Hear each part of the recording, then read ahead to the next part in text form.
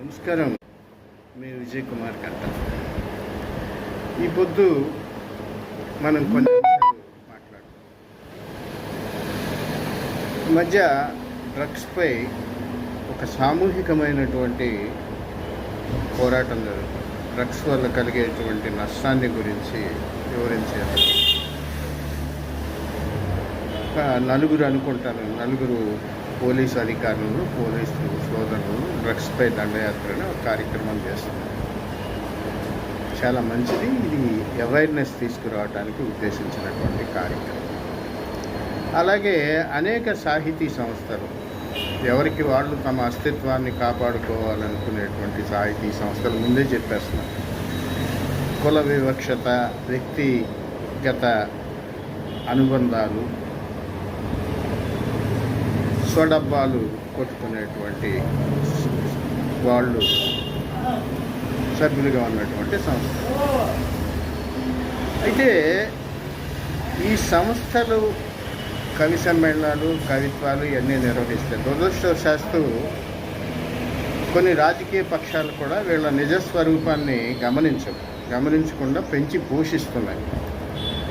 నువ్వు ఉదయం లెగిస్తే సభానంతర కార్యక్రమాలు అంటూ మత్తులు తెలుతావు, మద్యం సేవిస్తావు, ఇంకా ఏదో కబుర్లు చెప్తావు, యువ కవయిత్రుల్ని మోసగిస్తూ ఉంటావు.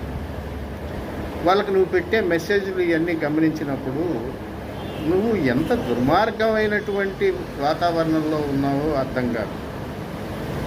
ఇప్పుడు నువ్వు సమాజాన్ని ఉద్ధరిస్తానని ఏదో ఒక సబ్జెక్ట్ తీసుకొని కార్యక్రమాలు, నువ్వంటే ఇది ఏకవచనం కాదు బహువచనంగానే చెప్తున్నాను, కార్యక్రమాలు నిర్వహిస్తూ సాధించేది ఏంటి?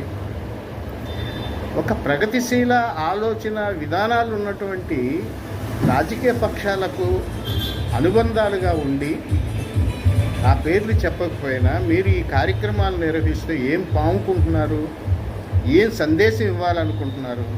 మిమ్మల్ని నమ్మి ఈ కార్యక్రమాలకు వచ్చిన వాళ్ళ దగ్గర ఫోన్ నెంబర్లు తీసుకుని మీలో కొంతమంది వ్యవహరించే తీరు ఎంత దుర్మార్గంగా ఉంది. ఇవన్నీ బట్టబయలైతే మీరు బాగానే ఉంటారు, కానీ ఒక అభ్యుదయ ఆలోచన ధోరణిని పెంచుతున్నటువంటి రాజకీయ పక్షాలు ఎంతగా భ్రష్టు పట్టుపోతాయో ఒకసారి ఆలోచన చేయండి. ఇది చాలా వరకు, అందుకే నేను వీటికి దూరంగా ఉంటే మానసికంగా ఎంతో సంతోషంగా ఉంది. కాబట్టి డ్రగ్స్ని నియంత్రిద్దాం, కానీ సరైన వ్యక్తులు అందుకోసం ఉద్యమించాలి.